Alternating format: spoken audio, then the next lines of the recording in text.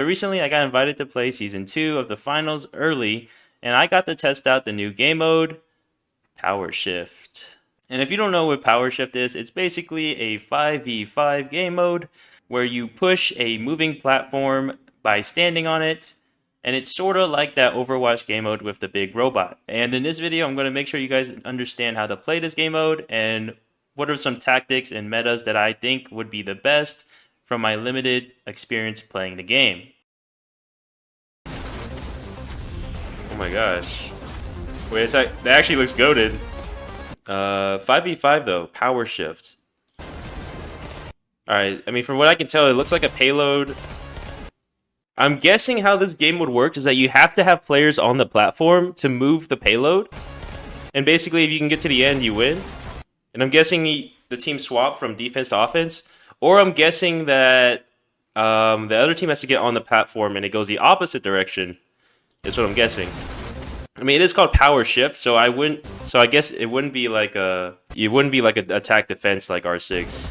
But that is a pretty cool game mode though. Like a 5v5 game mode is definitely like it's definitely something you can get like the whole player base, like a lot more people playing is what I'm saying. Yeah, I'm actually the most excited for the 5v5 game mode because like if that goes competitive or esports, I think that would be pretty cool. But I don't know, the game mode itself is a little bit iffy because it seems like you kind of have to stay on the point, and I don't know how that's gonna work because this game is a lot of movement, and if you're forced to stay on like an area, it's gonna be a little bit difficult. It's just gonna be an aim battle. It seems like, at least in my opinion. But we'll see how it plays.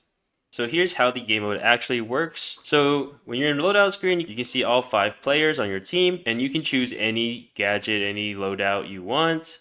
And when you die in game, you can change your loadout any way you want. You can change your specialization, you can change your gadgets. It doesn't matter if it's in your reserve or not. And you can also change your build. So if you're playing light and you die and you want to play medium, you can switch to medium when you die. So that gives this game sort of an Overwatch aspect where you can counter an enemy composition by switching your loadout and your build. And when the game starts, you spawn on opposite sides of the map of the enemy, and the platform is in the middle of the map. When you get on the platform will start moving towards the direction of the enemy side.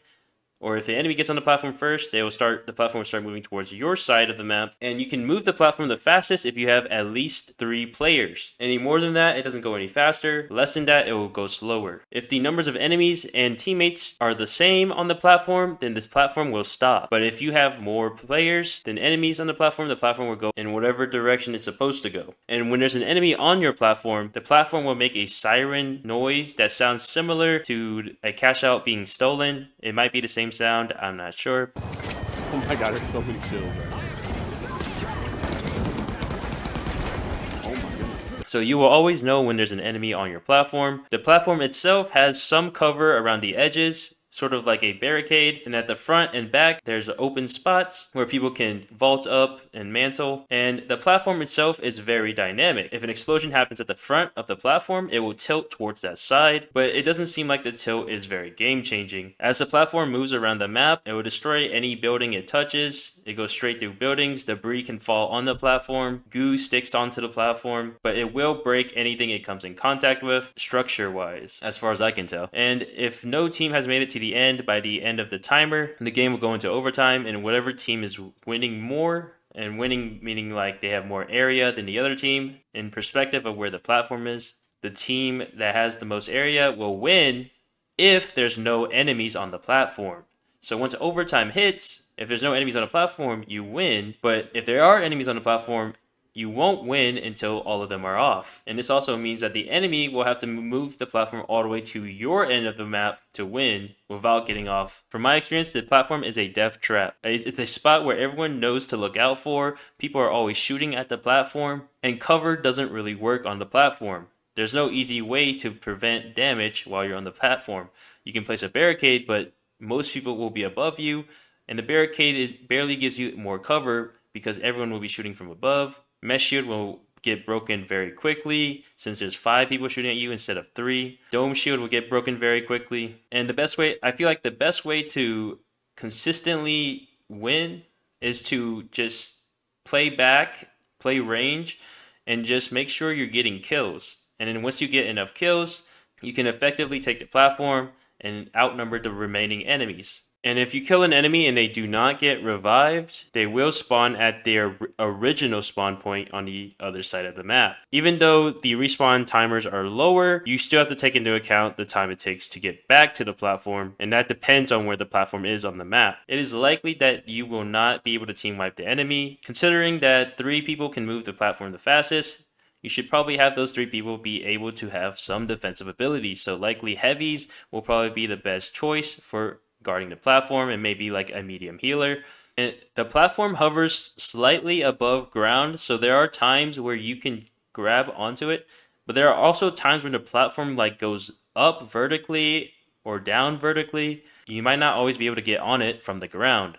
You might have to go on a roof, or you might have to zip onto it, because the platform has vertical and horizontal movement on some parts of the track, and this is probably different for every map. So let's talk about the meta loadouts that I think would be good for this game mode. And for heavy, I would say Mesh Shield is good here, Dome Shield is good here, Charge and Slam is good here because you can push people off. With Mesh Shield, you can block damage. With Dome Shield, you can block damage. For medium, Heal Beam is very nice. The new specialization, Dematerializer, I don't think is very good on this game mode, but that's just my opinion because the platform keeps moving a bunch and the Dematerializer doesn't seem to help that much when it's moving, and the angles keep changing, and like, I don't know. The turret's okay, but like, it'll get broken very quickly because there's so many enemies. It's likely to get broken very quickly. Heal does seem to be the best specialization for this. 4 people you can heal, and healing is very nice in this game mode, especially because there's always going to be enemies shooting, so there's not going to be a lot of time to regenerate health. For light, Stun Gun is annoying as usual, so it's always a good pick. But I feel like for this game mode, Sniper might actually be useful. Sniper might actually be useful because like you always playing the high ground, and you will always have sight of the platform most times because the platform breaks buildings, which allows you more area to look at the platform. And the new gun for light is also very good. I think it's one of the best guns for light actually. So that's also a good choice if you want a more closer to mid-range option. Specialization wise, I don't think there's really, I don't think it really matters what specialization you use for lights. But grapple might be best because you can get to the verticals very fast, and you can also use it for horizontal if you need to. So that concludes my video. Hopefully you guys learned something. Comment what you think about the game mode, and like, subscribe, and yeah. I will be posting a bunch of videos today, so if you're interested in that, please subscribe. And I'm also going to be posting a complete video that includes things like this and other stuff and everything that I know about the season 2. So yeah, if you're interested, it'll be here maybe. I might also put a playlist. So yeah. Thank you guys, and I'll see you guys in the next one.